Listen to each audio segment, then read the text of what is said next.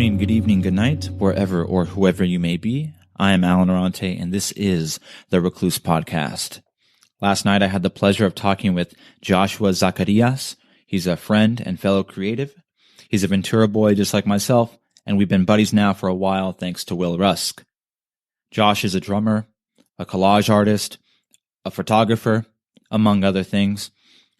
Josh and I got together last night with the intent to accomplish three things: an interview, a photography session, and a recording session.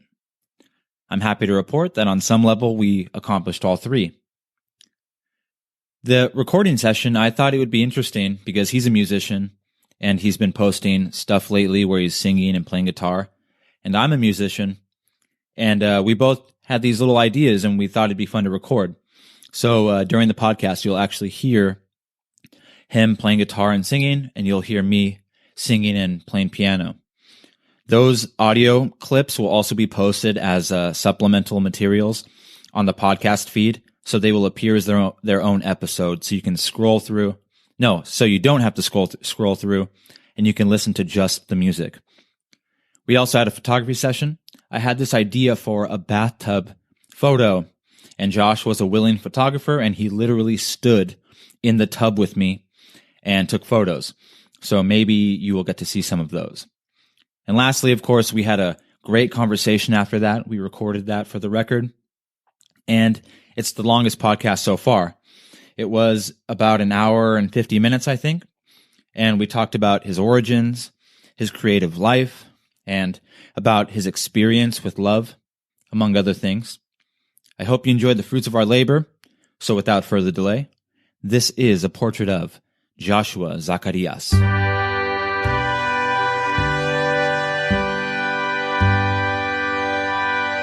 We are officially on the record, and my beer is overflowing on my questions. I'll just let it slide. It is December 28th, a Saturday at 9:02 at night. I have two questions. Who the hell are you? How the hell are you? I'm Joshua Granados Zacarias, and I am doing all right, man. Doing good. Where were you born? What year?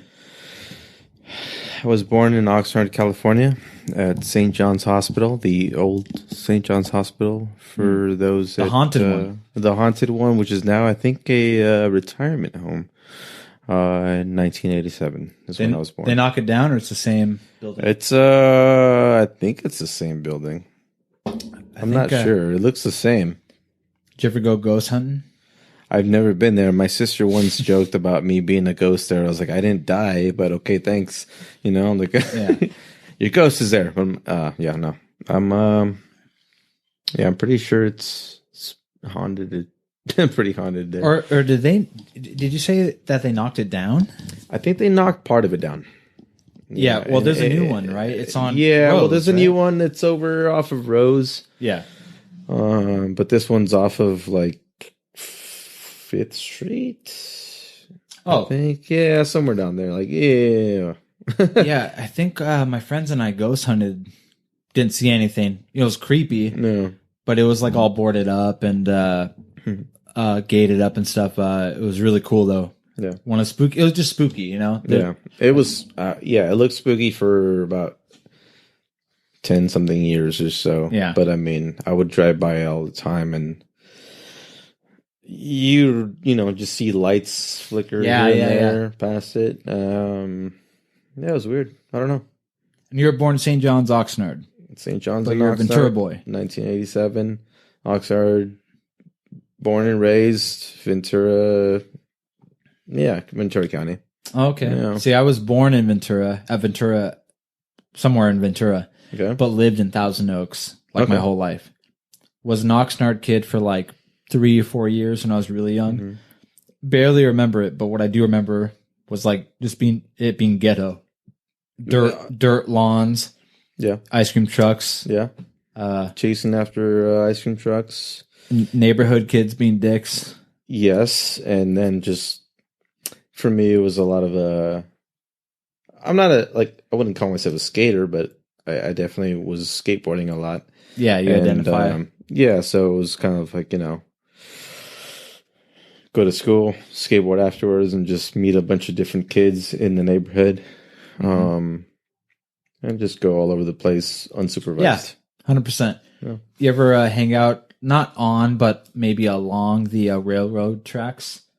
You know, like Colonia? Or like Colonia, there's like that railroad track right on like that. Yeah. But those train tracks go for like, both directions for miles. Yeah. I remember riding bikes like on those. Like I was like 6 or something. Don't know what my mom was doing at the time. Like, I don't know what she was doing. I don't know that she knew that I was on a bicycle on the railroad tracks.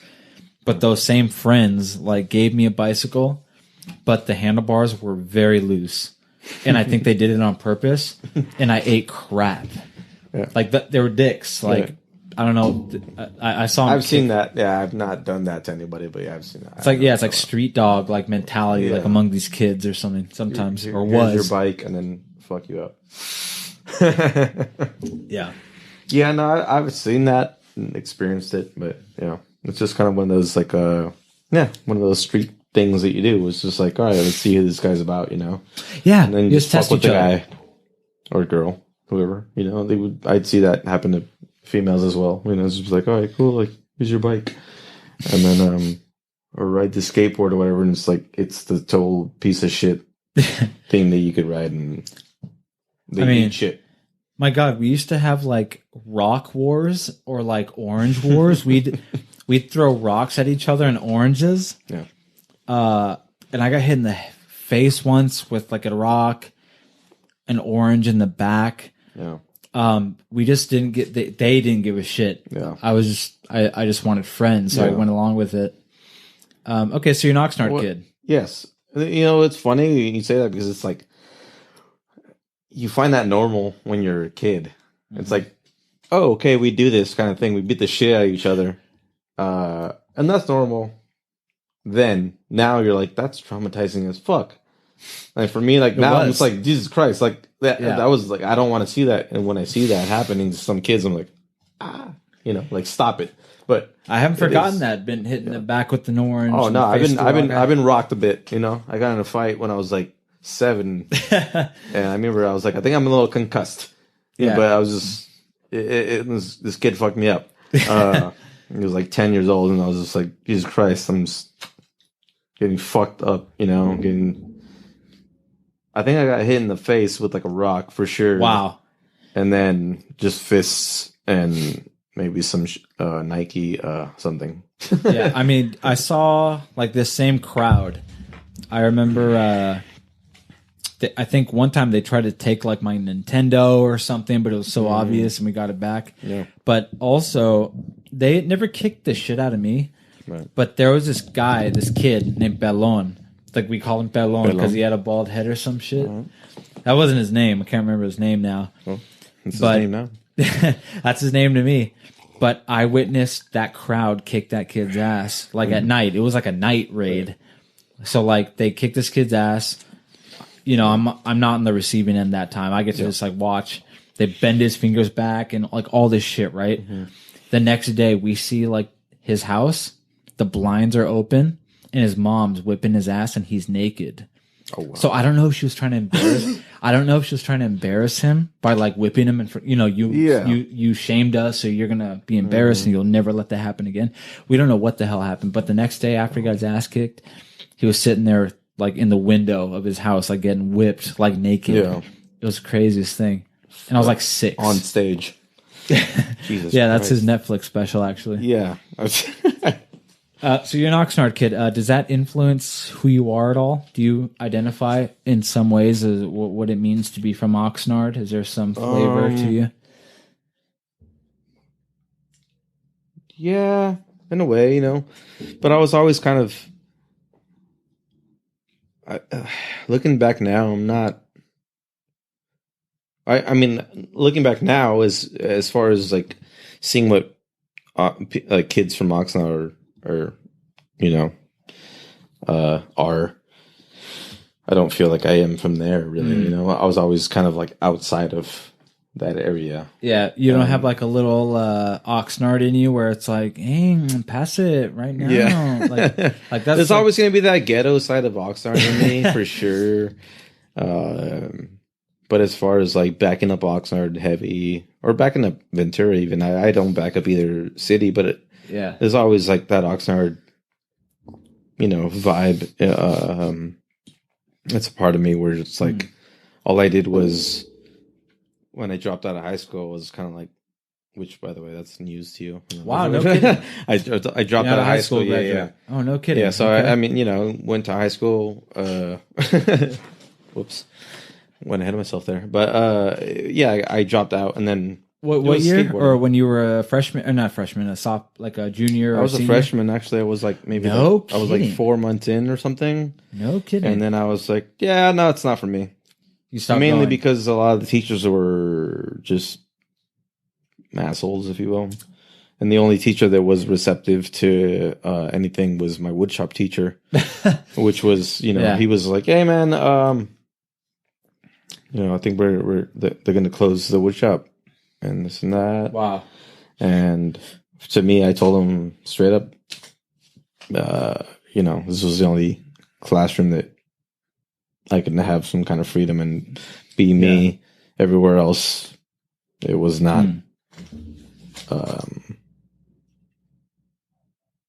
It wasn't. It wasn't. What I put it. Like you had this one class that you actually liked, and the teacher you actually learned something, and everywhere else I was always kind of being bullied from the teachers, if you will. Right. And you actually told this shop teacher that like you like this and that this is one of the few places where you enjoy being here. Yeah. And did he tell you anything, give you any advice? Yeah, he said, well, he just said, I know why you're leaving. I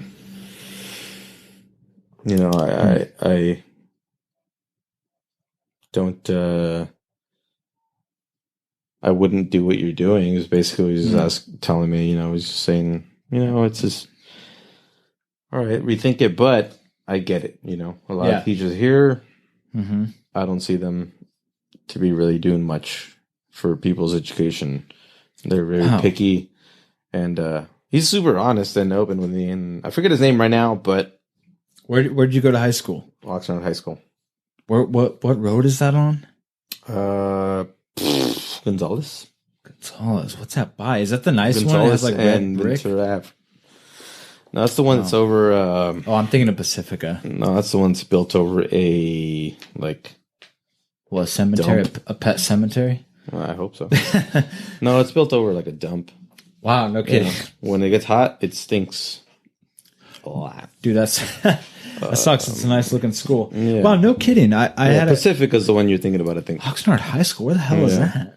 On Victoria and Gonzales Road. I can't even think of what it looks like. Let's go right now. Yeah, let's put pause on the podcast. No kidding. It's news to me. I'm surprised you didn't go to high school. Yeah. Freshman. Yes, freshman. I just dropped right out and said, no, these teachers are just being assholes to me. And my mom was cool with it. My dad wasn't so happy about it. But, did that. Skateboarded all over the place in Oxnard. Went to a lot of thrift stores. And then that's my favorite thing to do.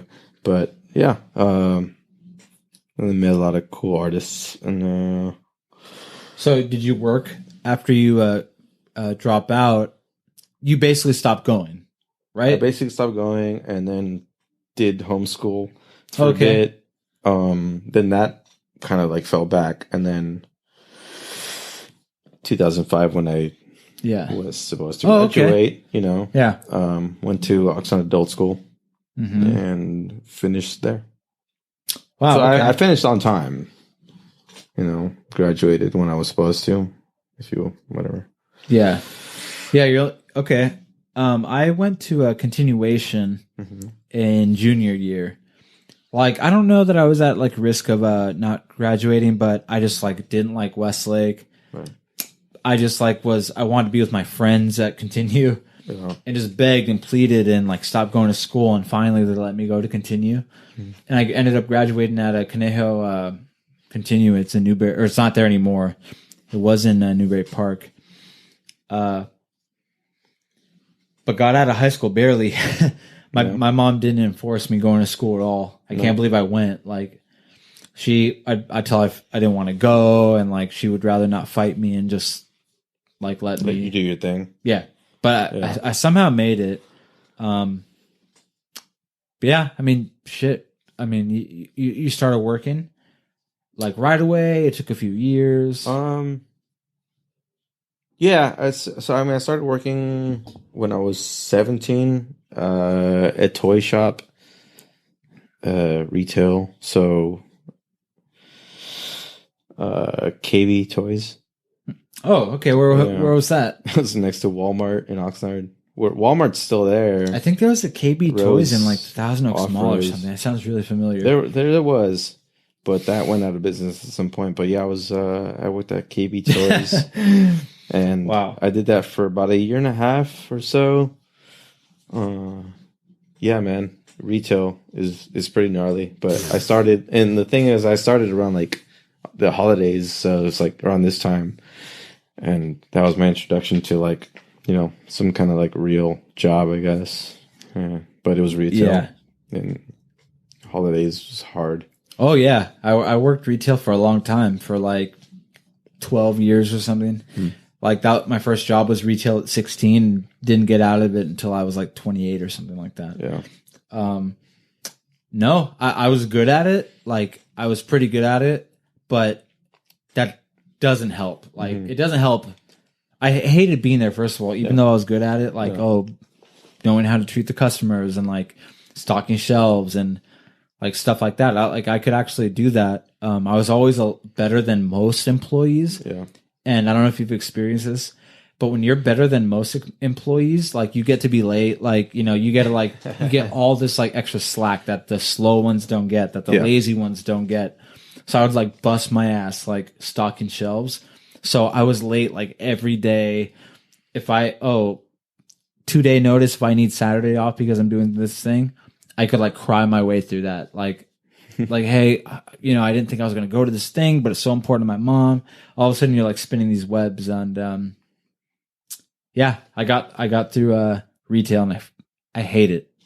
Retail sucks, man. I give praise to a lot of my friends that are in it and still want to be like, hang out and be chill. And like, dude, I would be losing my shit right now if I was you know, after the holidays especially. But it's like Black Friday and like Christmas. Oh yeah, all that stuff is just horrible. And I experienced that then. But I was like, you know, I was young, so 17, 18 years old, and I was like, whatever, I'm making money, and you know, you had all the energy to do it. If I couldn't do it now, that's for sure. I could do it, but my God, I just don't want to. Yeah, you can like, you know, management positions now are just starting to pay like not as much as they used to. Mm-hmm. I mean, it's been downhill for a long time, but now management, the place I used to work, the management that gets hired now is like $1, $2 more than the average employee. It's like not even like worth it anymore. All you get is hours. Right. You're like guaranteed, you know, quote unquote guaranteed 40 hours. Yeah. So even when you're making like, you know, not that much, you can count on like that steady week. Yeah. So like people take it, you know. Yeah. I hope I hope I never go back to retail. Well, cheers to that. Cheers. No all right. Do you have a dog? Do you have a dog? Yeah. Do you have a dog? I don't. During your lifetime, did you ever have a dog? I've had many dogs. Yeah. The last dog I had is still alive. Yeah. But yeah. Where is it? It's my ex-girlfriend decided and well, that's where it ends, you know. She kept it. So okay. That's how that ended. Okay. And I had that dog, and then we had that dog, Grizzly, and family dog before that. Before that, no, she he found her, you know, on the street. She was walking one day, and the dog found her, and they asked around the neighborhood whose it was, and no one. It was no one's, but it became hers and yours, and ours at that time. Yeah, yeah. It's like a little baby dating, in the relationship. We then, so it was that, you know. But then, yeah, we broke up. She broke up with me in 2017, and okay, yeah, at the beginning of last year. How long were you guys together? 8 years. Holy shnikes. That's a long time to be cracking apart. Yeah. Yeah, man, that's where that. Well, I mean, you can ask whatever you want, but yeah, that's as far as the dog goes. Yeah, she decided, she was like, yeah, don't want to, like, you know, have much connection with me, which is, I understand. Wow, it's fine, you know. Eventually it has to end as far as your connection with somebody that you're not with anymore. Yeah, romantically, and she took the dog. Grizzly, R.I.P. Grizzly. Yeah, miss him. Did you have both of your parents in your, like, growing up and like now? Yeah, both parents are still around. Married? Still married. I have no idea how many years it's been. 30 something years. I'm not gonna lie, I have no idea how many years it's been, but still together. You know, they have their issues, like any marriage. But yeah, they're still together, and I'm pretty much both my parents. You know, I see myself in both of them. Did you have friends in school, like elementary, the high school you did, where their parents weren't together? They had a mom or a dad? Yeah, one of my best friends growing up was Daniel Chavez, and I'm pretty sure since the day I met him when I was 5 years old, both his parents were already, like, split up. You know, so no kindergarten was, well, parents were just split. Mom was doing her thing, dad was doing his thing, and he was that, you know, he was that kid that just ran free because his parents was like, whatever. And that was my dude. For a few years. I was kind of one of those kids. I had a stepdad for a long time, but through basically my whole life, I really didn't feel like I had a father. Like, I had a stepdad for a long time. My grandpa was, like, really important too. I lived with my grandparents.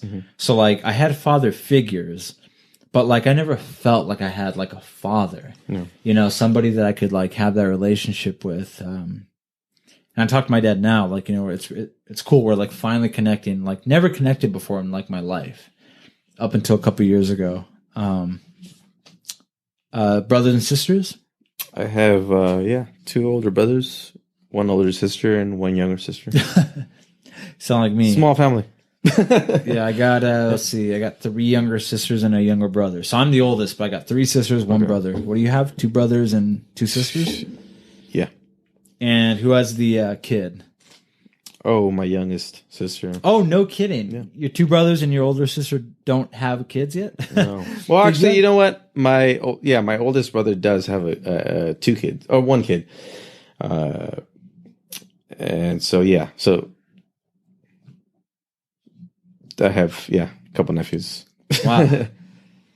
Yeah. I always forget because it happened when I was, like, young. So it was kind of like, you just came up and we're like, oh, yeah, that's my nephew. And it's like, well, it was as yes. No, I mean, like, it just happened, and then next thing you know, I was growing up as an uncle when I was, like, young, and now I'm like, oh, okay, now I'm an uncle, but I'm like, fuck, like, at that time it was like, I don't know, I'm just a kid, right. It's like cousins. Yeah, it was like my cousin. I was like, wait, this is my nephew.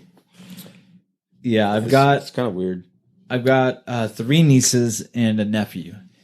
2 of my sisters have kids, and then my youngest, who's only in 7th grade, of course, doesn't. But I got a nephew and 3 nieces, and it's the coolest shit ever. It's great. Kids are amazing. I don't want any, but ever or now? Ever. Really? Okay. Yeah, I got a few friends that are like that. Yeah, I don't want kids. I think I'd be a horrible parent. And why? That's that. What's wrong with you? I just I think I'm a child myself. So, I could barely. I mean, shit, dude, there's people way worse than that mindset that have kids. I'm not saying you should have one. I'm just saying that. Right, but I that's why I don't want to have any, because I know where my mindset is, is kind of fucked. So you're... Or I'm sorry, go ahead. No, I was just saying that's why I'm like, I don't want to have any kids, because I can't raise. I don't think I'm capable of raising something. Yeah, I'm sure you, like, I'm not trying to change your mind. I'm just saying that, like, if you had one right now, you'd be fine, like, as well as I know you. And if you had one in the future, you'd be fine too. Yeah. So, like, I think you know that too. Like, if you had a kid, you're not going to just be a piece of shit. Yeah, I mean, I would, man up and do the right thing and raise this child. I wouldn't just be like, oh shit, and fucking move to Canada. But you're lucky enough not to have one yet. I am lucky enough not to have one. So you don't have to even face that problem. Me neither. Yeah. So what do you do for cash? What people always ask me. No, they don't always ask me this, but it perks my ears when people ask me this. Like, oh, what do you do? And of course, it's a good question. But what they really mean is, what do you do to get money? So I'm asking you that. What do you do for money? Well, I have a day job. It's I do low voltage cabling, so it's not an electrician, but most people would know it. It's electrical work. Electrical work. Yeah. I run fiber optic cabling. I program phone systems. I do data cabling for internet. Wow. All that stuff, underground wiring, and I do all that. Company's based out of Santa Barbara, but I travel all over the place. Whatever the work is, that's where we go. Are you often working with construction workers, or never? You're always like after. It varies. It varies. Yeah, it varies. I'll do some construction work. Like, there has to be some infrastructure, right? If you're going to install cables or something, like, there has to be some pipes or like something that. Yeah. And then there's, we come in after the fact. People will be like, okay, we installed these pipes for you and got to run our cable through it and do all that. We have a whole nother outside crew that does, a bunch of the trenching and transfer work. You'll see people on boom lifts, So, yeah, we do all of that. But that's what I do for money. As impressed as I am about that, I'm more interested in what you do for pleasure. What do you do that's creative? Like, you can just, like, before you get into each, like, what are, like, because I know you do a few things. Like, what are these things that you do that are creative? Well, music has been number one, since I was maybe 6 years old. It's always been music. And then at some point it was another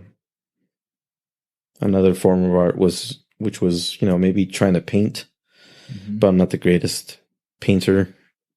I can't paint for shit. I don't think you really post any painting, right? Exactly. That's why I'm saying that. It's like I know I'm not that good at it, where I'm not going to post anything that I do paint, but I do paint. And then there's the collage art, which you've seen. Yep.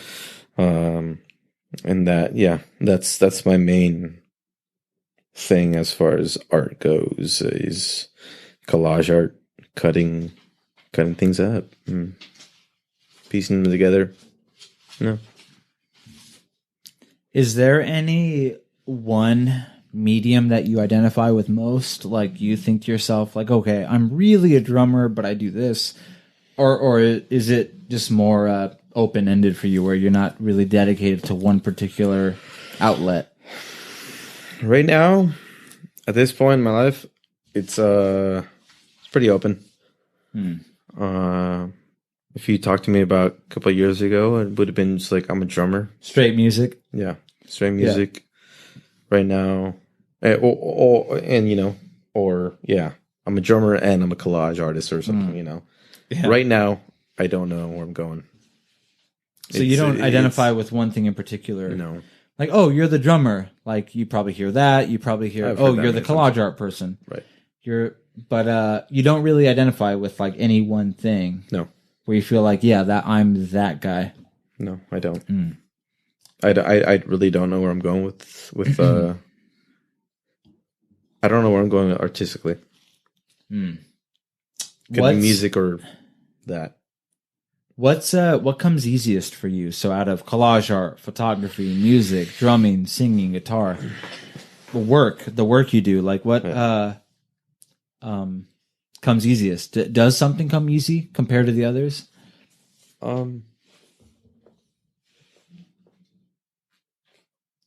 Music has always been one. Yeah. Comes easiest. Yeah.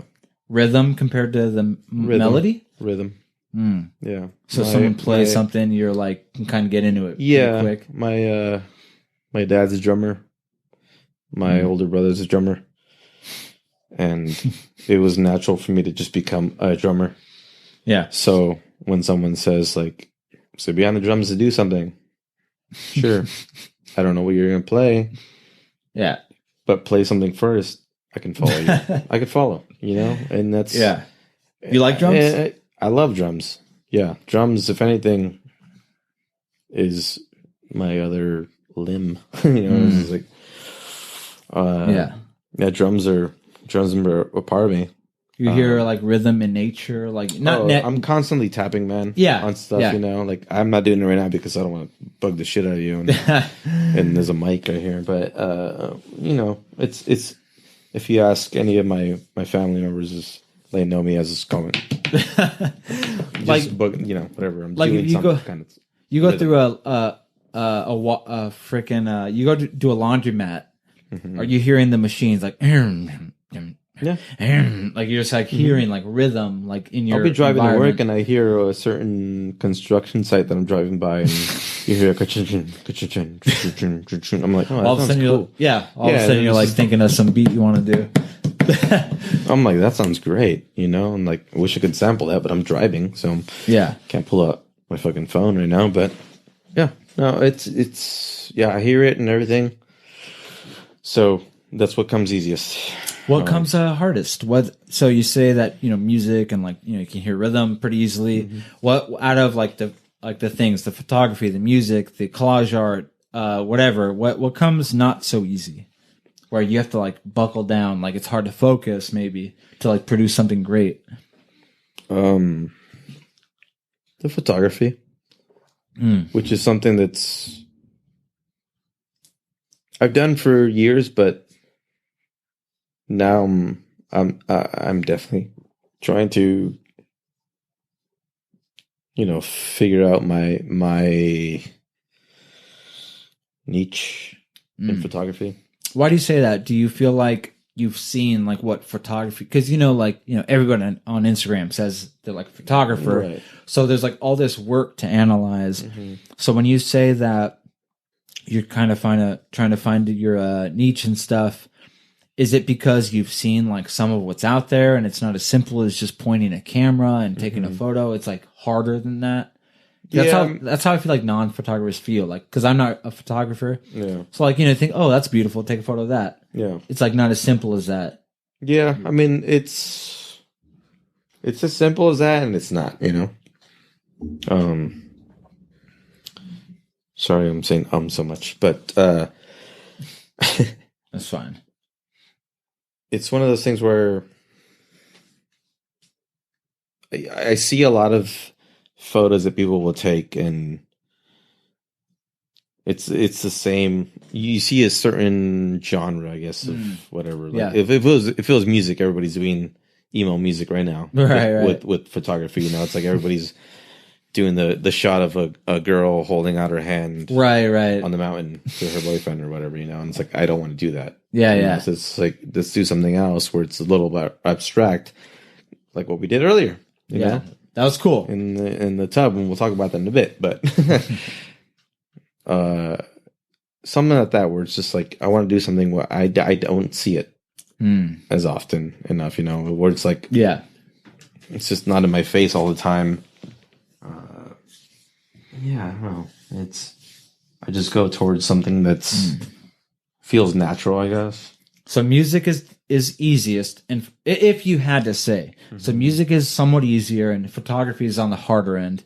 It is because you gotta try not to do something that someone's already done, which is the same thing with music, but it just comes so natural for me with music, which is very hard to explain right now for me. In general, it's hard for me to explain how that comes easier, but yeah, that's I see it right now.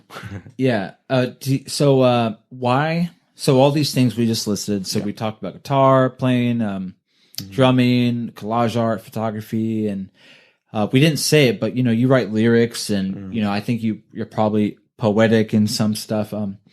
Why do you do any of that? Like, what does it do for you to do any of that? It's you're kind of exercising some kind of demons within. That's what it is. You're letting demons out to play for a little bit. Is that what you're saying? Yeah. So you kind of, there's times where I write stuff from, like, questioning myself. I'm like, wow, who am I writing this about? Oh, it's about this person. Oh, okay.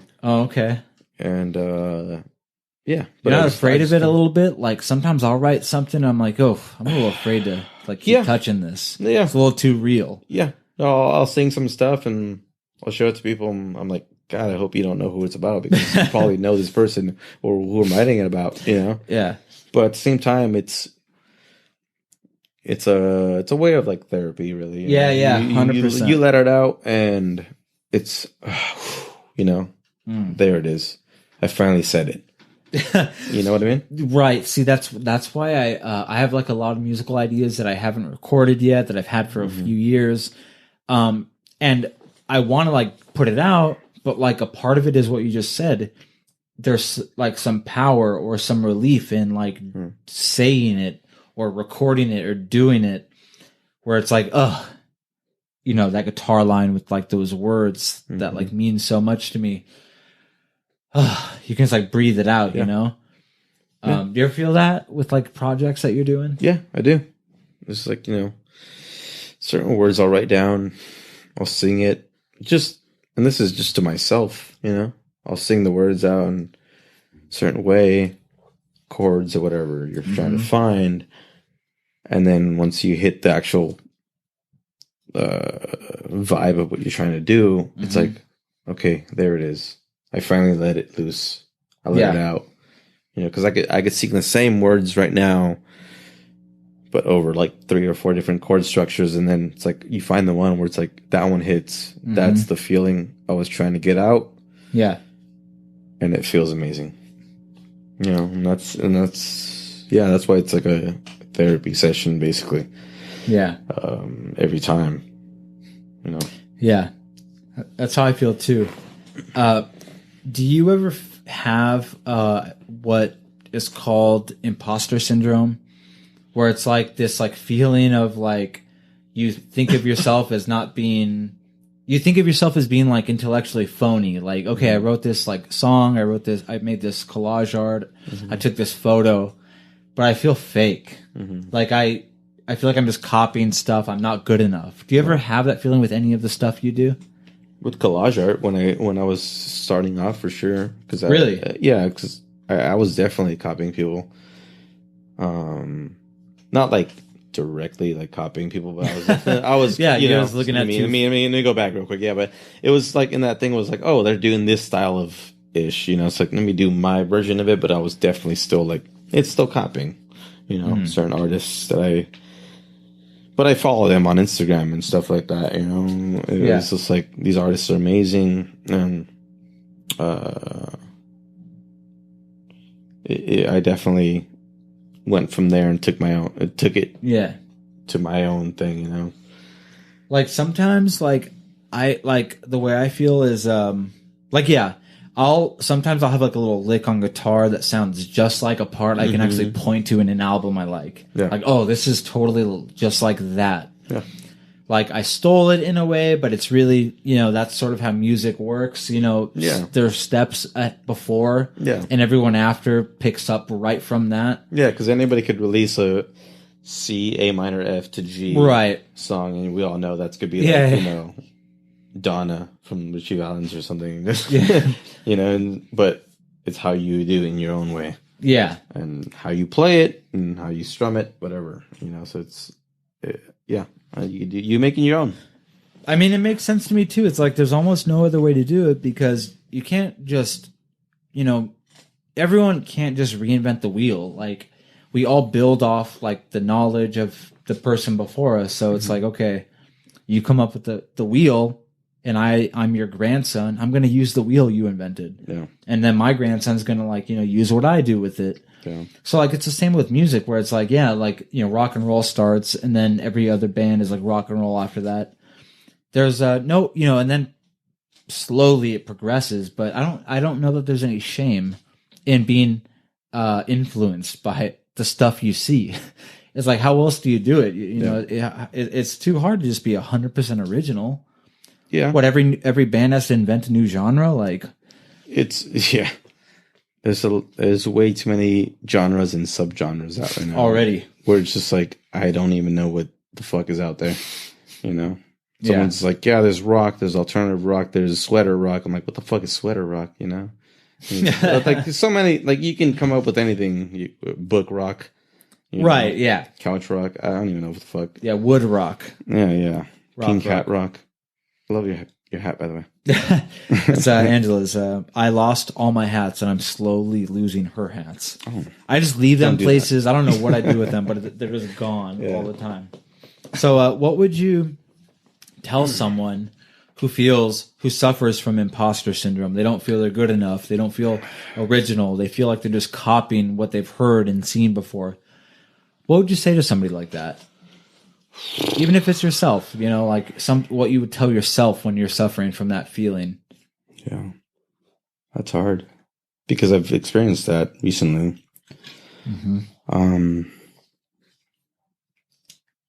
I mean, your nephew, he comes up to you and says, "Oh, like I really like this song, but I don't know if I should play it anymore because it sounds just like What do you tell your nephew in that situation? Just tell him to play it. I mean, like, dude, just figure it out. He's gonna make up his own thing with it, especially at such a young age. Yeah, 4 years old. Play it, and especially at that age, it's fuck. Like, wish I could remember what my mind was like then. I know it's it's so free and open to where at that age, I'd tell him just do it. Play that. And but Diago said that it sounds bad. It sounds just like the Ramones. Mm-hmm. What do you tell him when he says that? Fuck that guy. The Ramones did the goddamn same thing, It's just like they were copying other people, but they did in their own way and their own attitude with it, Have your own attitude with it. It's basically what I'm, would tell them. That's what the Ramones did. They had an attitude about, the music that they played, and they could play a fucking Elvis song, but they did it with attitude. Mm-hmm. They did it with their own style, and they did it faster and harder, and it was amazing. Yeah. So, that's pretty much my sentiment.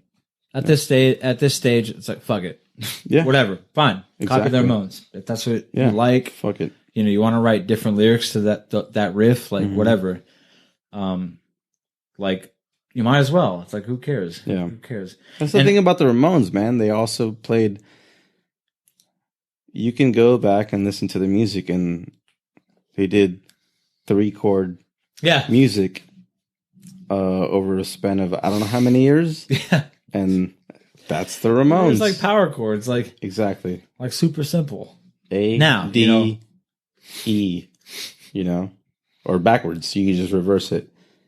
But the attitude that was behind it was fucking amazing and beautiful.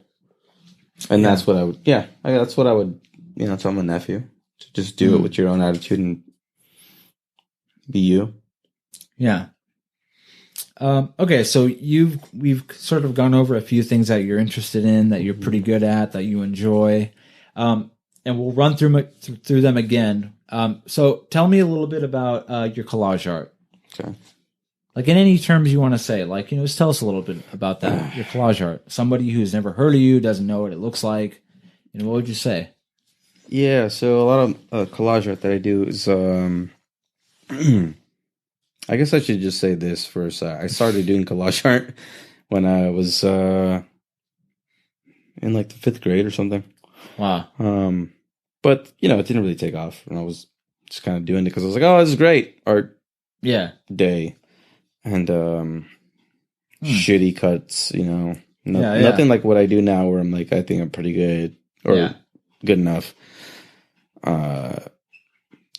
But it was in about 2015 or so, 2013, where my ex-girlfriend one day was, you know, looking through her grandmother's stuff, and she did collage art, and she's like, we should do some collage work. I'm like, yeah, it was cool. So we went to the thrift store, got magazines. Yeah. And she was like, yeah, we'll do this. It was like our Sunday or Saturday, you know, summer. Yeah. So yeah, cut some stuff up, and it really hit a nerve for me. I was like, oh, I could do this. I was like, fuck. Like, I remember doing collage art. Yeah. And it just really got me really excited about like just doing art in general. I was like, yeah, I could do this. I am not a great painter. I can't draw. I could do some stick figures. You know, but I'm not the greatest at like painting, but I can cut the shit out of something for sure. And I have patience for that. So I did that, and we made, you know, and I still have the first piece I made that day, and I'll show it to you soon, or after this, we're done here. But I literally was like, just went wild with it, you know?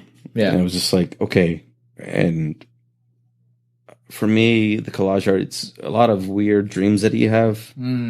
I try to put them into an art piece. You know, so it's like, I had a weird dream where a monkey like flew out of a fucking castle and my whatever. Like, I'm like, cool. Let me put that into a photo. Yeah. That, and you know, my dad and I used to watch a lot of Twilight Zone, which is a huge influence on my artwork. Twilight Zone, and then Outer Limits. I don't know. I've heard of that. What is that? You should watch the Outer Limits. It's a like show? It's like another Twilight Zone thing. And just weird imagery, you know, weird dreams that people have and different realities, things. Yeah. I like seeing that. Just a lot of trippy imagery from the 60s and 70s. Yeah. Album art is a huge influence, you know, from the 60s and 70s, 50s, all that stuff. That's that I was, you know, whenever I make something now, it's basically me trying to make like some trippy album art. I love it. Yeah. Yes, you basically will make an image from like what, 4, like, you know, up from anywhere from 2 to like 5, 10, like different like images. I think the most I've made in a collage is probably 20 pieces. Okay, like little pieces up here and there, big pieces here. Yeah, big pieces, small pieces, and yeah, man, it's it takes anywhere from like an hour, 4 hours, 6 hours. I'll just be sitting there but I'll, you know, music's playing. Yeah. Have a drink, just chopping smoke, whatever, and doing my thing, you know. What do you use? X-Acto knives, scissors? X-Acto knife, a couple different scissors, you know, small scissors and stuff. But yeah, a few different tools in the arsenal there.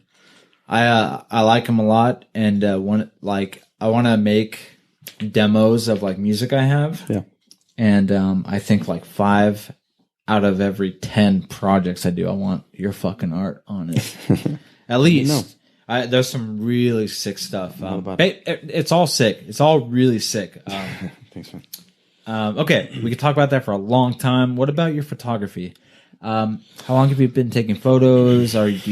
How seriously do you take yourself? Do you feel like you're in a saturated market? Like, you know, what do you think about in terms of your own photography? As far as the photography goes, I've been shooting photos of friends with film.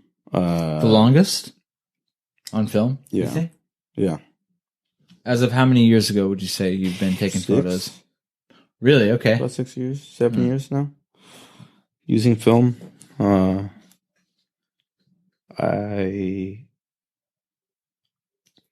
What I love about it is just the fact that I can dial everything in. You could do that digitally as well, but with film, it's just like, okay, dial it all in, and then you got to wait. And do you do any post to your film? Or minimal, it's like minimal, where it's just like a little bright, brightness, a little light, maybe. Nothing too crazy. You don't, you don't slap a filter on it. Yeah, no, there's no filter slapped on it. Okay, so it's pretty raw. You would say almost. So the stuff that you've seen, it's just all pretty raw. What about the gray and black stuff? Like, is that raw too, or are you applying a filter? It's like black and white. No, it's just a little bit of contrast. Bump Looks it really cool. and just kind of no color though. Brightness. No, I do nothing of that. Wow. Okay. So it's all in the camera when I'm taking the photo. Yeah, man. It's I love doing a lot of candid photos of friends. Yeah, that's what I noticed a lot of. And I think it's super cool. So, that's what makes someone good at it too, because you can wait there and like take smile just right for the photo, but sometimes the more real moments are like the moments where the person's not like taking a photo. Yeah, they're living, and you somehow capture that, which I've seen a lot. What's your strategy for that? Do you look for that moment, or is it just like natural when you click the button? Yeah, I kind of wait for it. I mean, I'll dial in the shot and try to be kind of subtle about the fact that I'm pointing my camera in their direction. Because you hear it, you hear any clicks and stuff, so it's like, but it's that thing where I'm just like, I'm just gonna wait, but I know let me dial in the settings for my camera to be like, okay, the lighting's this in their direction, and then they just don't see me. And then they're going to laugh about something. Someone's going to tell them a joke or do something. Or I'll just say, hey.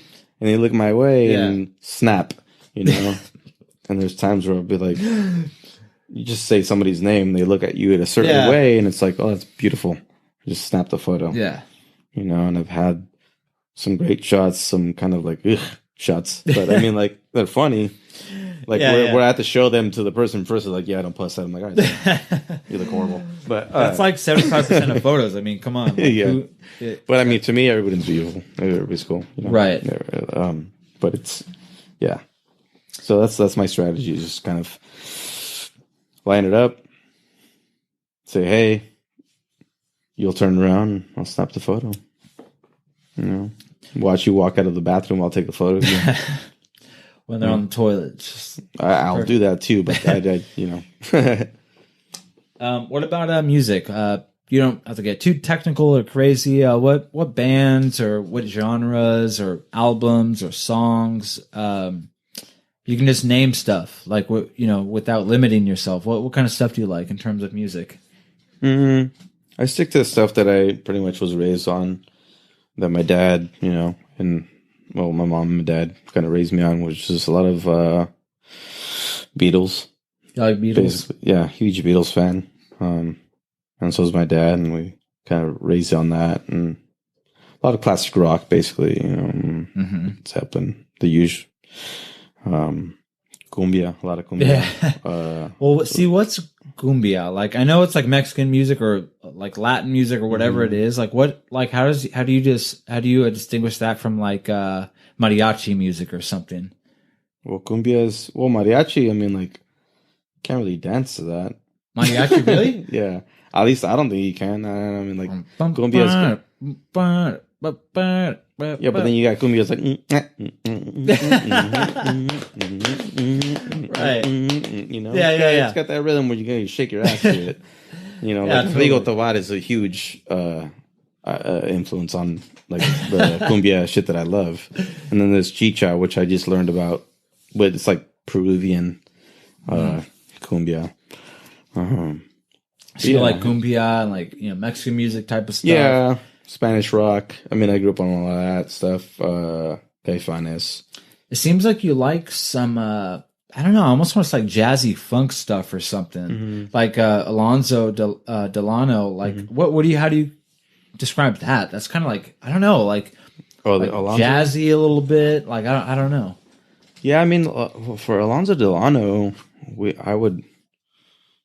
our stuff, we describe it as garage soul. Okay. So it's garage rock, kind of soul, bluesy, stuff. It's that's how we would describe that. But I don't know. I mean, like,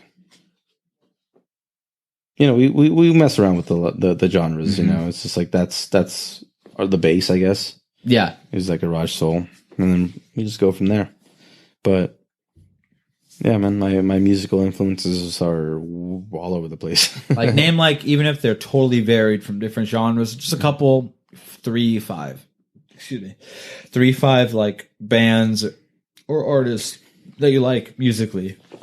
Could be totally different, whatever. Yeah, one of my favorite bands is Café Tacuba, and then there's Fela Kuti. That's Afrobeat. Nice. And then there's like Avenged Sevenfold, little Queen. I like Queen. Yeah, I like Queen. But like Cream, actually. Cream's a big influence. I think I've heard a little bit, but I can't think of what are they like. Eric Clapton was in it. Eric Clapton was in Cream. Is there some song Ginger Baker was a huge influence on my drum, or like is a huge influence on drumming. Ginger Baker. Oh, is that a guy? That's his name. Yeah. What acts was he in? He was in bands, or he had solo Cream? projects. Oh, he's in Cream. He was in Cream, and then I gotta hear that. You said Eric Clapton was in Cream. Yeah. Is he the guy that did Cliffs of Dover? I think so. Shit. Maybe. I don't know. Let's Google that. Yeah, I know. Who did Cliffs of Dover? Anyways, that song. But anyway, yeah. Whoever that song is by, that song's so fucking good. Cliffs of Dover. Yeah. Well, you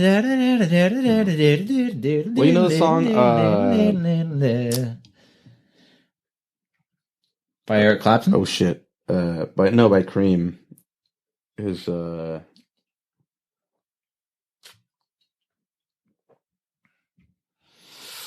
Cream. It's Cream, yeah. White Room. White Room. How's it go? You know how it goes? Dun dun dun dun dun dun dun. Oh, that's Cream? In a white room. Oh, no kidding. Yeah. Oh shit. It is White Room, right? Yeah.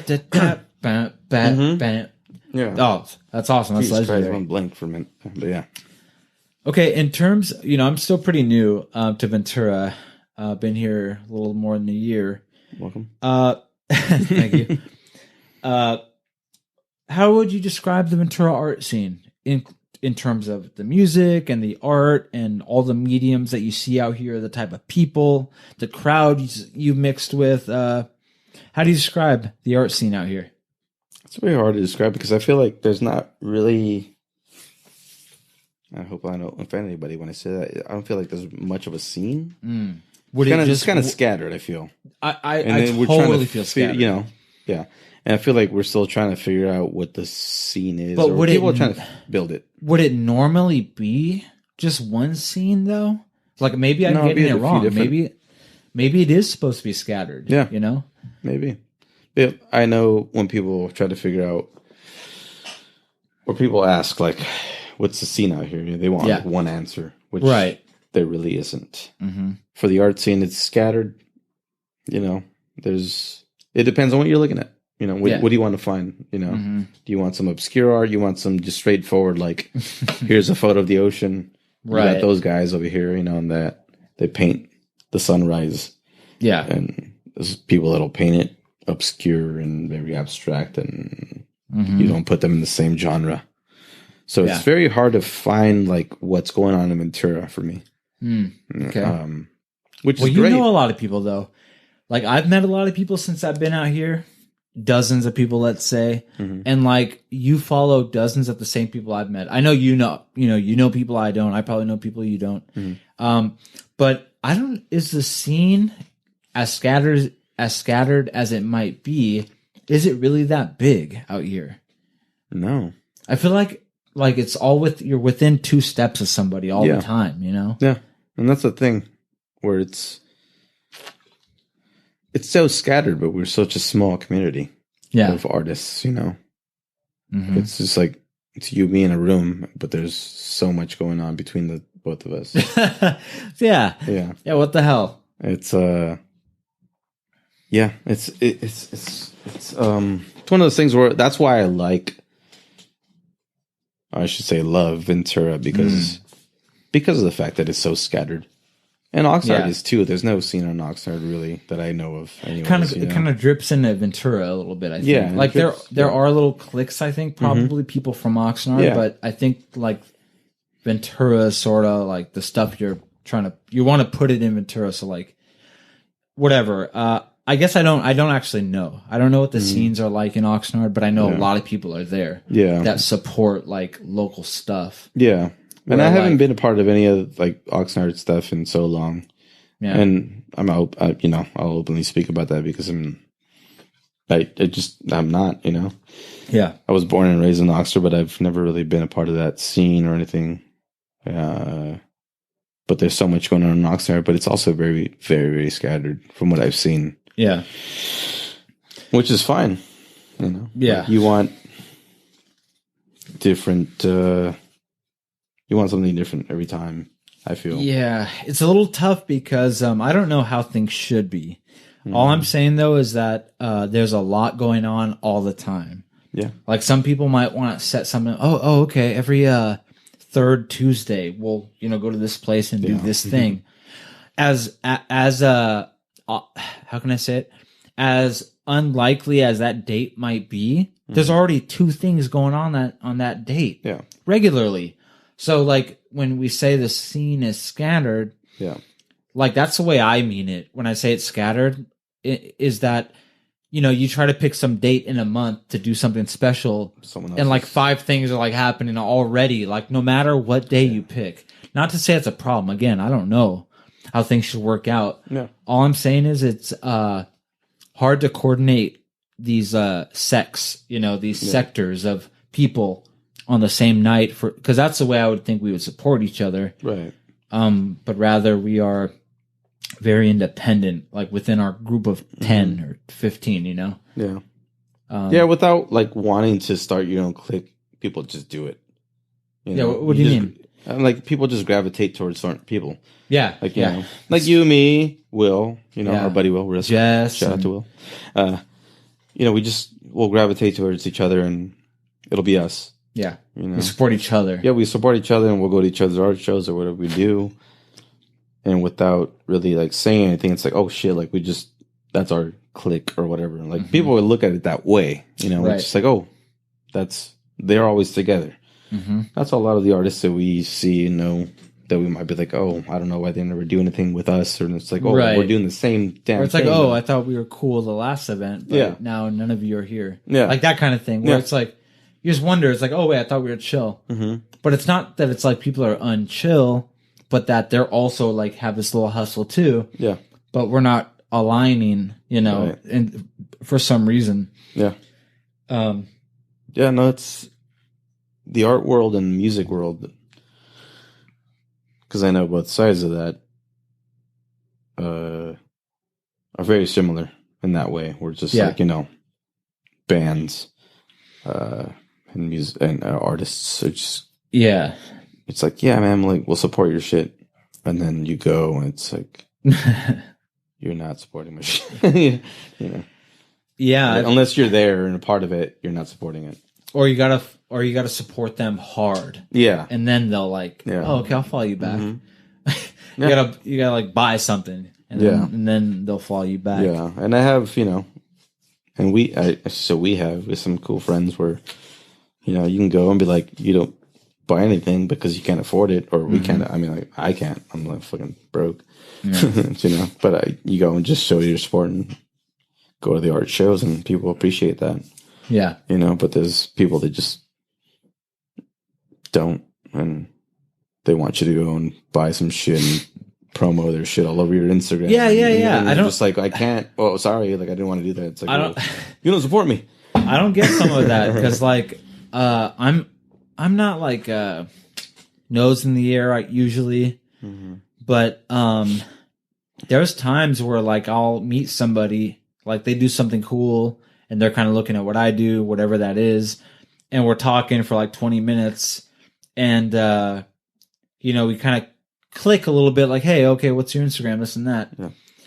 And there have been times where I followed people and they didn't follow back, never heard from them again. And that's okay. Right. But all that makes me think, though, was that interaction wasn't very meaningful to them. And that's okay, too. Yeah. All I'm saying is I've had interactions where, like, oh, we're on the same wavelength. Yeah, let's do this. Let's do that. Blah, blah, blah. But then at the end of the night, you feel like a fan. Yeah. Like, oh, you thought I was just like a fan. Yeah. Like trying to, like, you know. Yeah. Like, whatever. Like, just, like, praise you the whole night. When I thought we were, like, going to maybe work together or do something. That I find funny. I can't blame people. I'm not saying I'm right in that situation. No, All I'm saying I've is, experienced the same thing where it's like, yeah, man, dude, like follow me this and that. I'm like, all right. And then at the end of the night, it's like, you don't follow me. You don't, whatever. I'm like, I just followed you. And what am I getting out of this? You know? Yeah. They just want another follower. They just, okay, got it. That's their thing. You know, they're not making friends, which I thought I was doing. Yeah, you know, because I was like, this person's cool, but it's like, oh, they just want another follower on Instagram. That's fine. Okay, unfollow. Very easy. Yeah, like maybe it was like 6 months ago, 8 months ago. I was at the local skate park down the street from here, and these couple guys are sitting on the curb, long hair, and I nodded, said what's up, did a couple laps around. It's like a tiny little skate park, and I think I inquired, like, oh, like, you know, who are you guys? Like, what's up? Because they didn't have skateboards. They were sitting there, but they seemed kind of like, you know, stylish. I'm thinking, like, who are these guys? And they're like, oh, we're like, you know, we're playing a show on Friday. We're like trying to just promote the show. Like, oh, cool. They're like, you know, we got these pins. And I was like, oh, I'll take one. And they're like, oh, you got to follow us first. And, like, my hand was already reached out to, like, grab the pin. Yeah. And, like, I was like, oh, like all right, whatever. Yeah. So, like, out of awkwardness, I grabbed the pin and followed them immediately. And these guys are, like 20. I'm like, who are these kids, like, trying to, like, make a fan out of, like, some, like, 30-year-old? Frankly, I felt a little silly. Yeah. And I was obliged to, like, you know, follow them. And they're actually cool. I won't name the band because I actually think they're doing pretty good out here. But thank you for following us, and I hope you like the pin. No, I'm kidding. Yeah. I mean, no, that wasn't us. And there was nothing wrong with what they did. I'm just saying, like, sometimes I get rubbed a little wrong when I get treated like a fan. You know, I don't like, maybe I am a fan, but when I get treated like a fan, like, I don't know, it doesn't feel good. Yeah, I've never done that with somebody, you know, like, literally, like, the bands that I've been in, it's like, we'll just give shit away because it's like, oh, yeah, you dig our stuff. There's no conditions. Thanks. Like, yeah, it's not like, oh, do you follow us? How much money you got on you or whatever, you know, pay. It's this much. It's like, you know, we dig it. Are those free? I'm like, fuck yeah, like, right now it is. Yeah. You know? Even though, like, I love to just, like, make some money off of the merch, we just stickers, pins, whatever. It's like, you dig it enough. Yeah, sure. Yeah. Or you dig it. In general, it's, I'm not like, you should follow us first. You know? I mean, you know, they were like a little younger. Yeah. There was nothing wrong with what they did because I probably did scandalous shit like that when I was like 18, like in a band or something.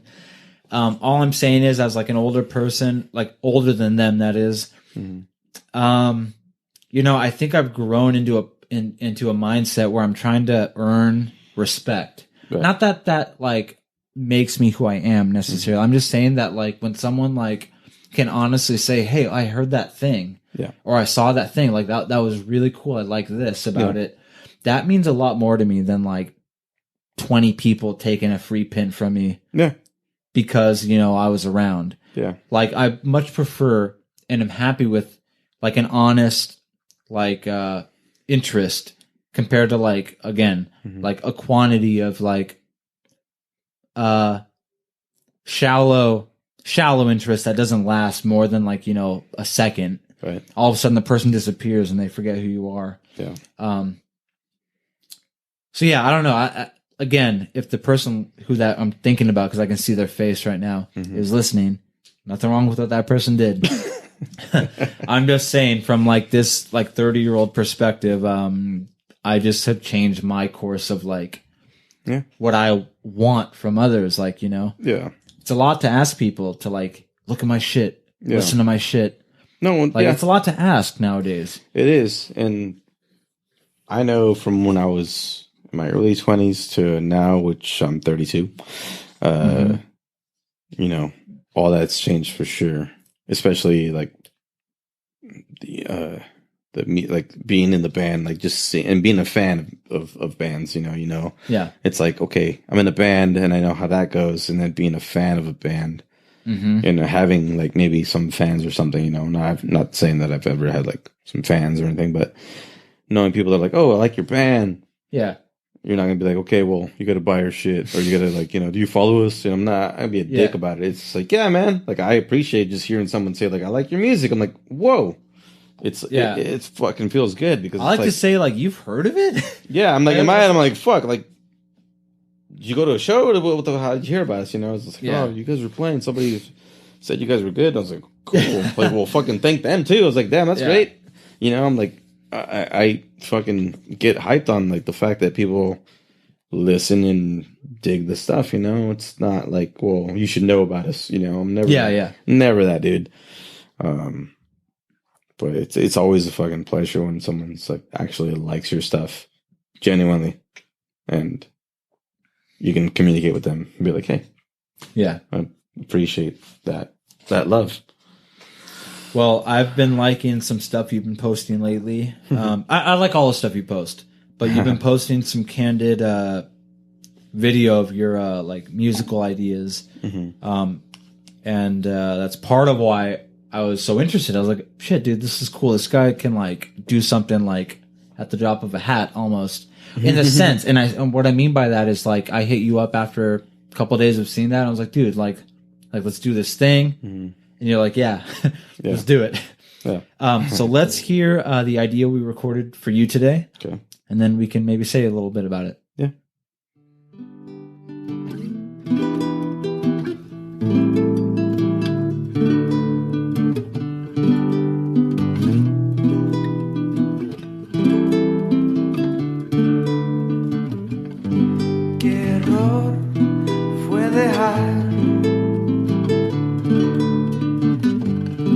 Nuestro amor en el mar, en un mar de sueños.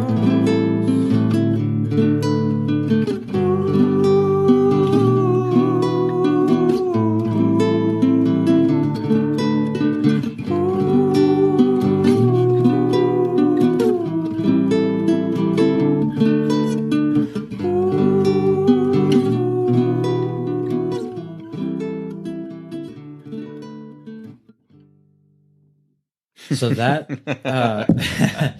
I love that ending, which the listener won't hear.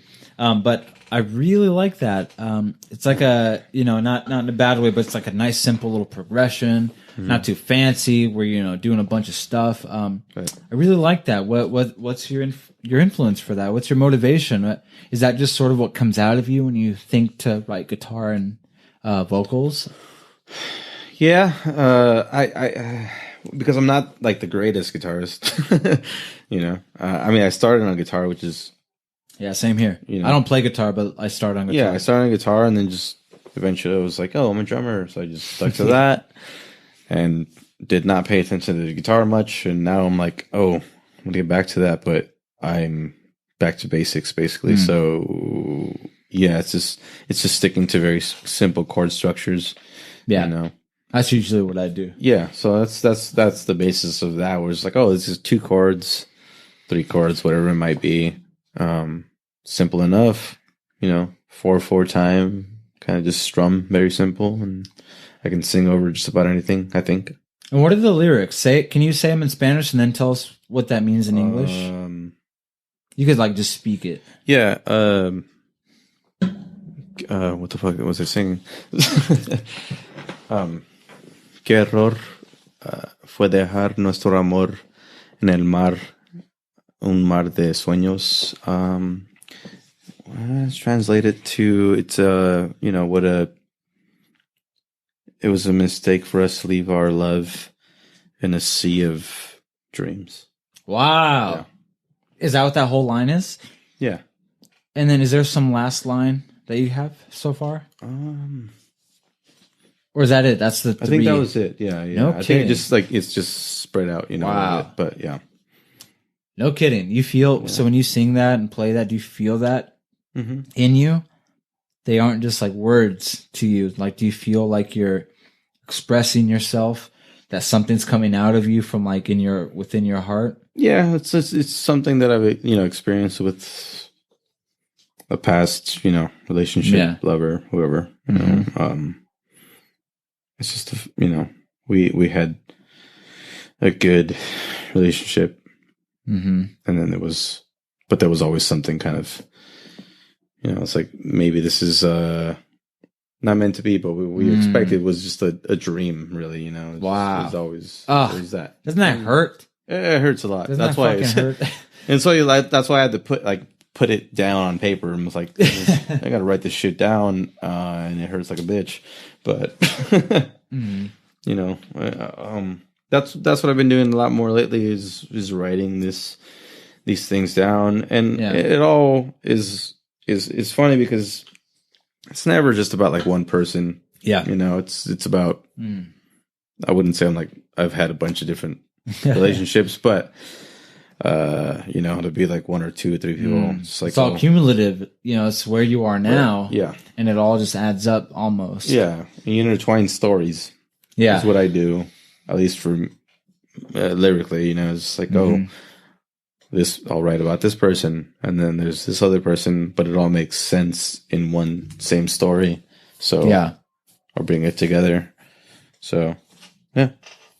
It's nice. So what do you think, what do you imagine doing with this? Not this recording, but I mean would you ever like consider laying this down? You want like a back line behind it? What do you have any ideas what you might want to do with like this writing? I've been talking to my friend Danny. I don't think you know the guy, but he lives in San Luis Obispo right now. Yeah, what's he do? He works for Apple, but great musician. He's a little older than me, and I've known him since I was about 17 years old. So we know each other well, and we've played a couple of different bands together, and musically we connect really well. So I showed him some music, and he was like, "Yeah, man, let me work on that with you." And what does he do? Like guitar, singing, or guitar, sings, plays bass, plays a little bit of drums, but does he have like produces well? He has like a forte, like something he likes. Like he's a bassist, or he's definitely a guitarist, and very vocal wise, he's amazing on that. Yeah, his vocals are amazing. Yeah, he has some great arrangements when it comes to like strings as well. So nice. He was like, "Can we produce some of this stuff?" I was like, "Yeah, nice." Oh yeah. So we're gonna try to get together and do that soon. But yeah, he's a genius when it comes to just recording on his own. I could show you some stuff, and you'd be like, "Okay, what studio did do this in?" And he literally did it on like his laptop. It's just like he's just good at making everything sound natural and it's all about that, dude. That's what it is. I'm telling you, with the right knowledge, I really think that you could make something decent sounding out of GarageBand. Yeah, I don't know any better. I'm just saying that, on my level of being a novice and just having general skills. I can do a lot. Yeah. And I'm thinking somebody who actually knows stuff. With the sound, what do they call it? Like the equalization. Yeah. And the different I call them filters, but I don't know what the presets, I guess you call it. And then all this knowledge on top of that, I really think you could do something nice with this program. Yeah. So I being the simple guy I am, I can't shit on people using quote unquote basic stuff. I mean, no, it's great. I don't either. I really love that people have access to these programs and you don't need to know anything to do it. Yeah. I like that they're very user friendly, and that's the great part about GarageBand, where that's what I started on too, as far as digital. I was like, oh yeah, finally got a laptop, and I was like, oh, GarageBand, it comes with the studio. Yeah. And a fucking laptop. Basically, yeah. Yeah, so I was like, okay, free gear. And then you go from there, and it has all these plugins, and you go wild, and you can make something amazing. That's, again, my friend Danny has done that before. And we're just he'll show me something. I'm like, what did you use for this? He's like, GarageBand. And I'm like, dude, like, it sounds like you fucking went to a studio. Well, you definitely got to record this thing. It sounds like you are, but the couple ideas that I've heard you show me, it'd be such a shame to not hear like some complete version somewhere down the line, where it's like, so it's, I don't know. I just really hope that you can lay it down sometime, because I think it sounds really cool. Yeah, I mean, I do have plans on, to recording. Like, are you a perfectionist, or when I ask that, I mean, like, I've been in a few projects where we get to the end, we record the album, and like spend the time in the studio and money, the effort, and then it never gets put out. Are you like, how can I say this? How good does it have to be for you to put it out? Say this idea, not the one we did, you should re-record it. No. But how good does it have to be for you to actually put it out there? Yeah. Shit. I don't think I'm that much of a perfectionist,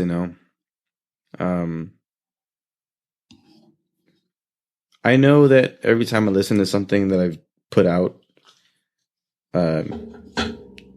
even with the collage shit, Yeah. I'm always like, damn, I could have done this, I could have done that. But there's always something you could do. You could always add some other seasoning to your fucking meal, Yeah. So, and that's where I'm at with art and music. There's always something, but I'm like, okay, at a certain point, you could just call it done. Right. At least for that time. So I'm not really much of a perfectionist. It's just, okay, that sounds good right now. Like, I like what we recorded, like, that's the extent of it. I was like, oh, that's cool. But I'm like, I could definitely add like backing vocals. I could do this and that, to what you just played. But like, those takes might be good enough, you're saying. But yeah. Like, say you like, for me, they're good enough. Like, I'm now, like, that's the feeling I'm feeling right now when I'm singing it. Yeah. And it's good enough to put out. See, I like nitpick. I'll play mine in a little bit.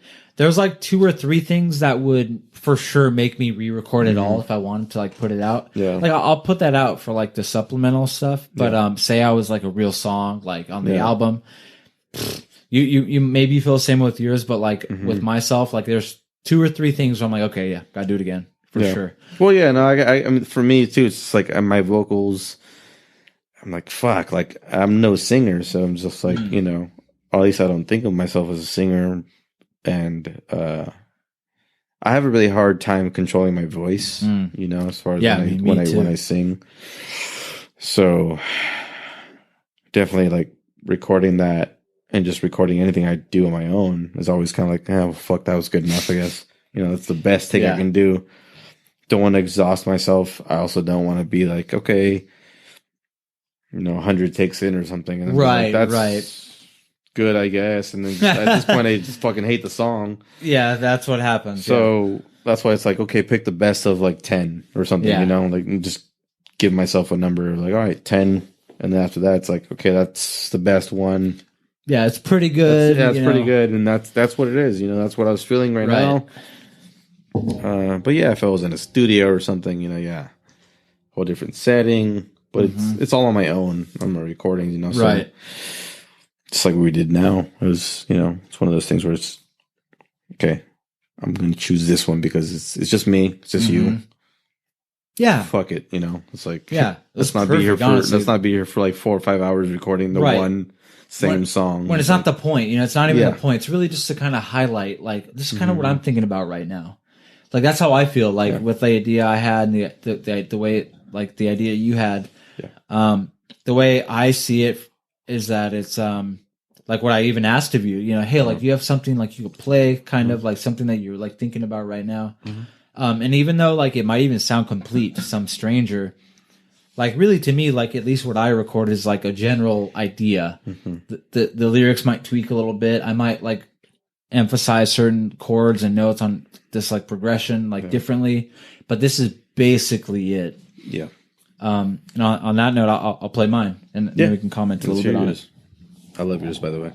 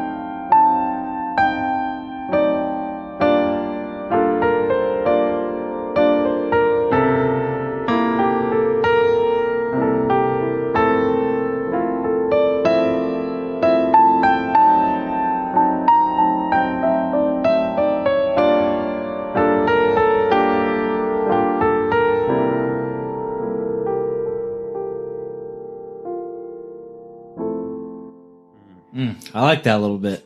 Man, first of all, fuck you. Why do you say that? That's too good. You hear us? Or that was just you know what though? What means a lot to me though is because I've never been a one take kind of guy. It's always taken me so long to like be happy with the take. So it's very kind of you to tell me that like my first take was good enough to you. Like even if it's not good enough to me, like for a friend and someone in the room would be like, dude, that's pretty good. Like don't trip. Yeah. It feels good to have someone. I wouldn't say you. otherwise. It was so like, God damn it! Like you played it first time around, you're like, it could be better. I'm like, you fucking serious? Like, it was good, you guys. Yeah, you like it? I love it. Like, what do you like about it? I love the. I feel the emotion in it. You know, I feel that. Really? And, yeah, like when you start playing that first little line of before the vocals come in, it just it starts hitting some kind of nice point in me, where I'm just like, oh damn, I feel happy and sad at the same time. Yeah. You know? That you might have some of these in your back pocket, but there's maybe 2, 3, maybe 4 or 5 progressions that I just like default to all the time that I just love. Yeah. You know, and that's one of them. That's one where like it just always sounds good. Yeah. Like to me, like if I play it, like it just always feels good. And the progression you're playing for your piece gives me that feeling too. Yeah. It's just in my head one of those perfect progressions that like you can just loop over and over, and it just sounds and feels good. It could feel good for 5 minutes, 10 minutes. Well, that's the thing. That's where a lot of my musical, I guess, background is just loops. You know, being by myself and just being like, okay, I'm going to record this. And you're your own band, so play in layers over fucking loops, you know? It's like, all right, cool, I'm gonna hear the same 2-3 chords being played for about 10 minutes, and then you're like adding to it, you solo over it, you play drums over it, you do whatever, because you're your own band. And that's all I know when I was a kid, you know? It's just like, okay, my dad got me a recorder, and I was like, cool. Or I would just buy myself, you know, tape recorders at thrift stores and go and hit record and play drums for however long because I'd fuck up so much, and then be like, okay, cool, and then play guitar over that, overdub everything, and just like, all right, great. And me try to figure out vocals, guitar parts, bass parts, whatever, you know. I'm my own goddamn band right now. So yeah, like my recording, like I'm really you know, I've been musical for a long time, but I put out like very little stuff. I had like a couple projects when I was like a teenager and or like 20s, and but not much got out, and mostly because someone, maybe me, sometimes somebody else, was too much of a perfectionist, and it would just never get out. Go through the whole process, you know, record it, like write it, record it, practice it, and you know, master it, and then like by the end somebody is checked out, and like it never gets out. But with these ideas that I'm starting to have in the last couple of years, where it's just me, not that I don't want a band, like the buddies I'm jamming with now, I'd love if they were on it, but at some point I become selfish with some of my ideas, where if it's not like, how can I say this? For instance, what I just did, this recording, if someone said, hey, you know, I don't know, you should do this differently. It depends, but I'm inclined with some of my ideas to just not listen to anybody. Like, no, like I love it exactly how it is right here. Yeah. And this is how I'm going to record it. It's done. Yeah. I'm not saying I'm not flexible. I am flexible, but I'm saying like just the past couple of years, I've written a couple of things where I'm like, it has to be this way. Like every note and like word is perfect to me. So like to have a band that tries to convince me to not do certain things, not to say I can't be convinced. I mean, maybe it is possible for people to be right, but I'm just saying some stuff, like I have to have it a certain way. Right. and that's the benefit of doing solo work.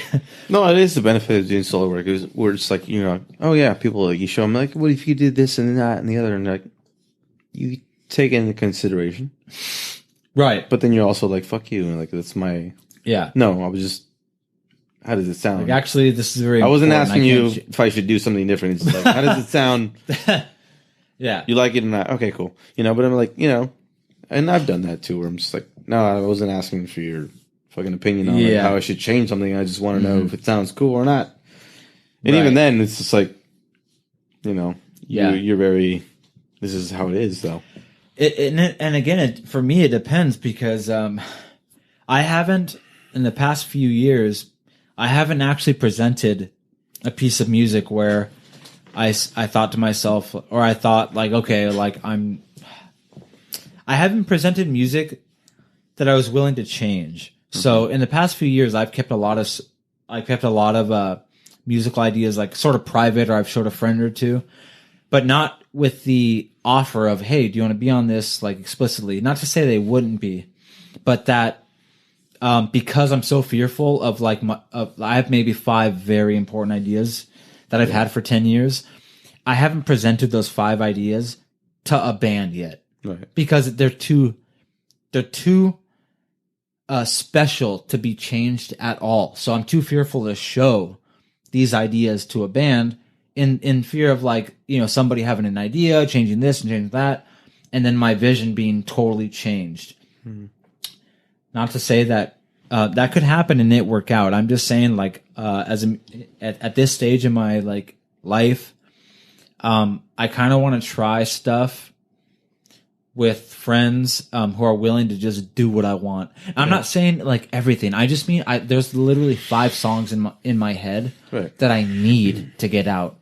Yeah, and for people to just be on board to get me through that. And then like start fresh after that. But like I just like have this desire to get a couple ideas out exactly how it is in my head. And then after that, I can like really finally like be fresh. Like a genie out of the bottle, like fresh. Well, let me know if you need help with that. I'm down. You drum on stuff? I'll drum on whatever you want, buddy.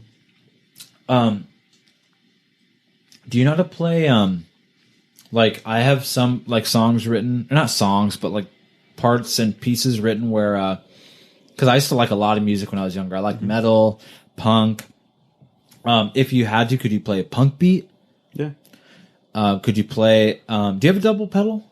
I don't have a double pedal, and I haven't played that in so long, so I could probably not do that. But I mean, but like, can you say like a fast beat like with the ride and the snare? Yeah. Like pretty much like almost like a blast beat kind of.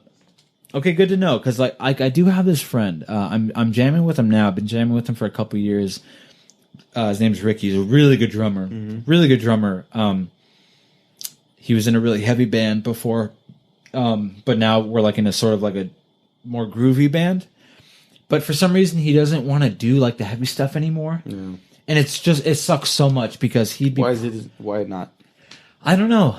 I think he did it for a really long time. He's tired of it. And I don't know if he's tired of it. I think he still loves that music, but he's like down a little bit. He's kind of just wanting to like try something different. You know, when you do the same thing for 10 years, you know, you don't want to just try that again. You know, he's like starting to develop, like start over, but with the same shit. Yeah, yeah, I get it. And he might even be down. But I'm just saying, it is nice to know you. nice to know. There's like I know 3 drummers, and they're all in like 10 bands. You know, I'm in 1. Oh, really? Yeah. I thought you were in like 3 right now. I'm in 1 band right now, and then we're going on hiatus. So, Alonzo. Yes. Why? What's up with that? Slowing down or? Yeah, we. Oof. Let's just talk about it. But yeah, someone starting a new band? No. We just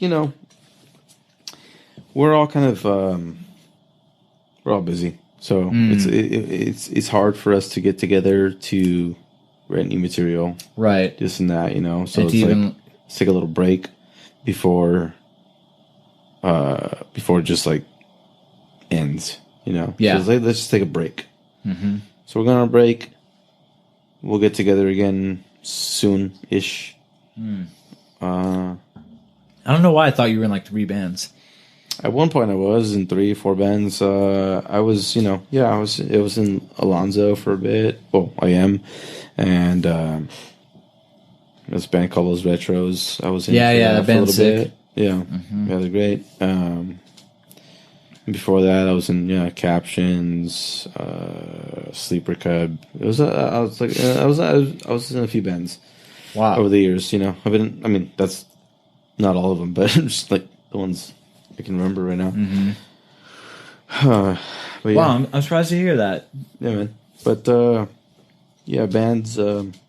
That's the thing about bands, man. It's you gotta keep going and writing new material to keep it fresh. And when you don't, and you do it for so long, it becomes a little tiring. Where you're just like, fuck, like I'm a little bored.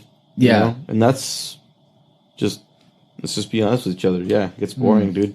It does. Like, like you'd be like, like we got another show, but we're playing the same fucking set that we played for the last 3 years. It's just like, fine.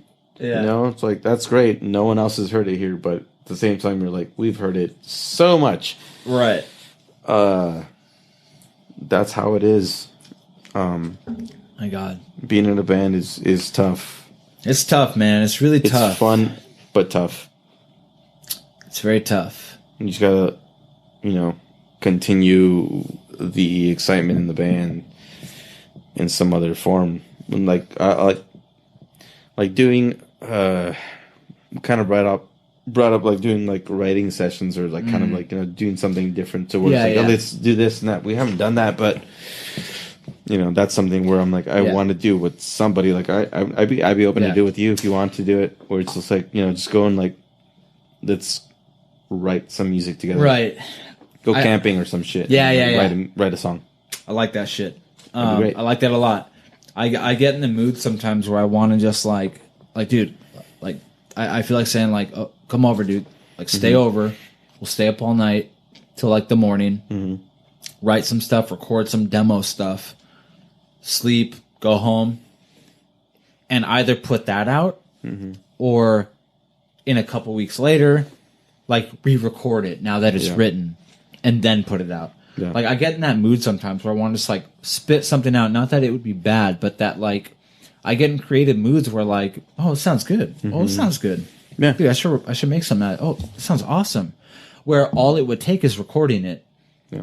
But instead, there are so many nights where I get in that mood, and then I don't record it or something, and it goes away, and I never play it again. Where I could have had like an EP that night, you know. So like I get in this mood where I want to like stay up or like spend a day or two just writing, and maybe with somebody else, recording, whatever, and then just for fun, Like who even cares now, dude? Like you write an EP in a night and put it out and it's mastered perfectly. Who even cares now? Yeah, I feel like nobody. I'm not saying that matters. I'm just saying like even if you do get the perfect album that you ever wanted, how long is anybody going to care? Yeah, a week. Your friends are going to care for 2 weeks, 3 weeks. Yeah, shit moves so fast now when it comes to music and art and everything. Yeah. It's all this social media bullshit where it's just like push it for this week that it came out, and then after that it's like, all right, cool, it's been a week, guys. What's next? Right. Yeah. Like even if you get the best album, like, then they just ask what's next. It's like, wait, what the fuck? Like our stuff's still new. It's like, yeah, it's been a week. They're the best of you right now. Well, because then what the other thing too is like that's the thing. It's like all of a sudden, then even if you write the best album ever, you can't just beat your friends over the head with it for 6 months. Like, hey, listen, you're gonna come to our show? Did you listen to it? Well, that's why I'm getting back to just being in the band. I'm saying like it's like that's why at a certain point you get to we got all these shows. But then it's like, wait, we're all playing in all Ventura. People have seen us at every show, or have been to every show. We play like every week. Yeah. It's like, where are you guys playing now? It's like the same place you saw us last week. The sewer? Yeah. Cool. Sewer, the saloon, the tavern, It's and like you tire yourself out and then tire people out. We're just like, when are you playing again? It's like, tomorrow. It's just like... the same But we set have the tomorrow same at the set same tomorrow. place. It's just like, dude, like that's where it's just like being at a band is tough in that sense too. We're just like, you really gotta hype yourself up to be like, fuck, like we gotta play the same shit tomorrow night, but maybe to a different crowd. Right. But you know, it's the same set. Just, so you're just kind of like, okay, let's be excited about it. All right, so we've I think we should do this again for sure. There's a couple more questions I have for you, but it's really fun just talking about all this shit. Okay, so I'll click gears a bit. You don't have to get into detail here. I don't want you to get into detail. Okay. Because you know, I've been with my wife for a few years now. Been together for a while. And I haven't gone through what you're going through for a long time. Again, don't get into details, but you've recently gone through a breakup. Yeah. How you doing? I'm doing all right. Kind of hurting, but Really? What? but Like, what is that? Remind me, like, why people hurt? Like when stuff like this happens. Like what is hurting? And you know, don't feel like obligated to tell us like people or you know stuff like that. But like in general, when you say hurt, you know, kind of hurts a little bit. What do you mean? At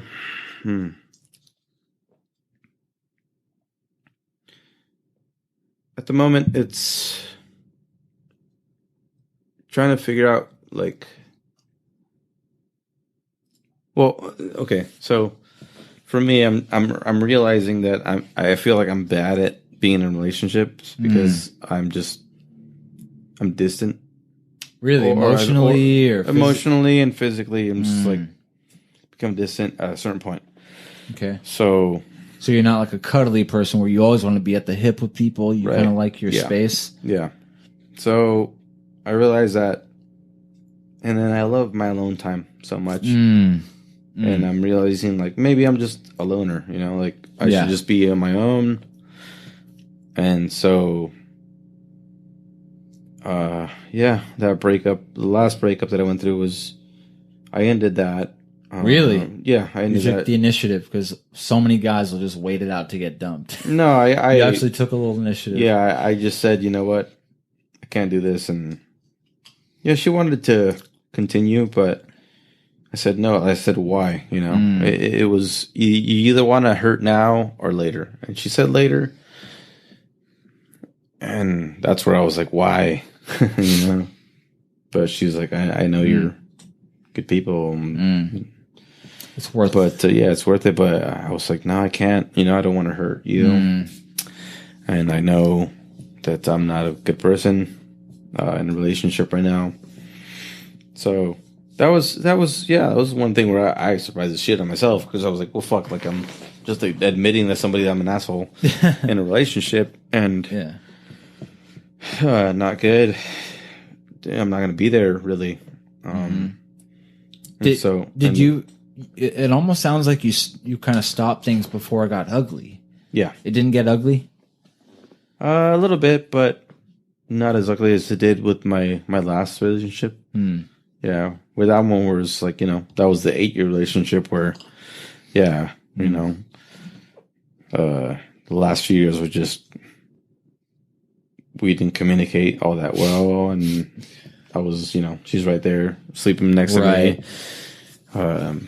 We didn't talk. There was a lot of moments where I should have been present and I wasn't for her, or there for her just emotionally, and I'm just like, I don't know. Yeah, you know, distant. Yeah, which I feel very like bad about. You know. Yeah. I mean, like right after, and even now, I just feel like a piece of shit. Yeah,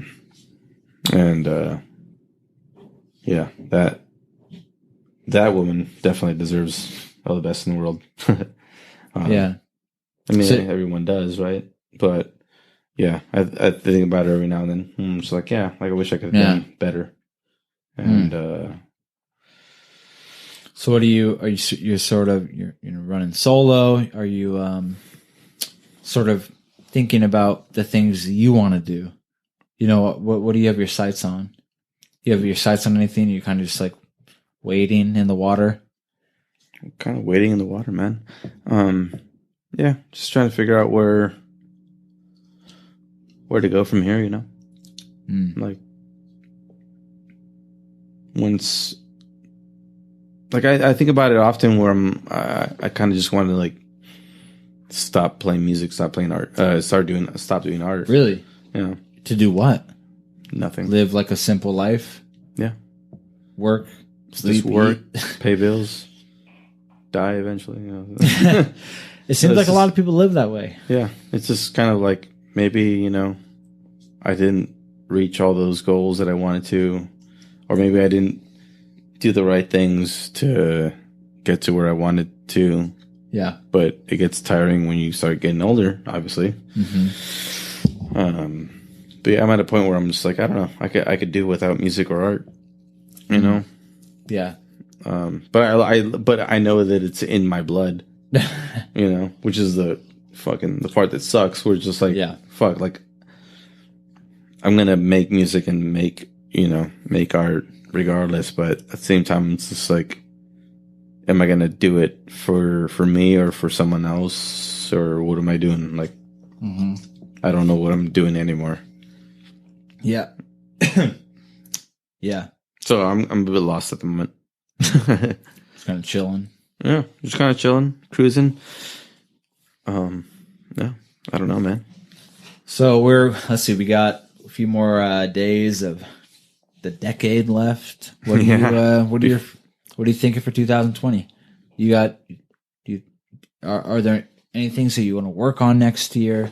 You know, to me, it's like superstition. Like, I know it's like only like a psychological like difference, you know, that the year's changing, you know, it doesn't really mean anything, but you know, I'm from Western culture. It's sort of popular to, you know, say look at the new year. You have a year. resolution. You got, yeah. I don't think there's anything wrong with that. I don't see anything wrong with that.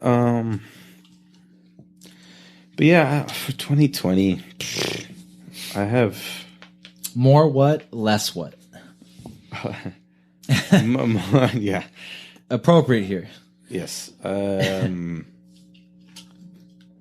trying to figure out, you know, like my purpose, I guess. You know, figure out my purpose in life is my thing. Because right now, like I said, I feel a bit lost. Unstable, would you say? Not like psychologically or mentally, but like, you know, you were in a relationship, you know, you have a job and like the band, like things are kind of set, but now you're sort of a little more shifty than that stable. That's like super stable things. Yeah. I mean, some of it's starting to shake just a little bit. Yeah. There's no more relationship. There's no more band, you know, or there won't be for a bit. I don't know. My whole thing's always been to stay busy and hustle, you know, it's just like, you know, be in a band. And do this and that, you know, it's like I've always been like, oh, that band's like not playing many shows right now, so I might as well join another band. Like that's why I was always in like 2 or 3 bands or something. And right now I'm like, yeah, you know, fuck, whatever. You know, it's just like that band's gonna take a break, and that's fine. And people will be like, yeah, what's your next project? I'm like, I don't know, nothing. You know, I don't really have any plans. Like, I don't plan on anything else, you know? Yeah. I don't, I just want to see what's up. And I kind of, my thing for 2020, if you will, is to not have any plans, really. And just go with the flow. Yeah. See what's up, you know? I mean, art, music will come out of me naturally. And I will do my best to collaborate with people that I love. Like yourself. We should do some work. We should. And yeah, that's it. That's about it, man. There's no real plans. So. I already got one more question for you. Who the hell are you? It's a great question. Well, I'm someone that is trying to figure out the answer to the question of who I am. Yeah. Josh Zacarias? It's been real. We got to do this again. Love you. Love you too, brother.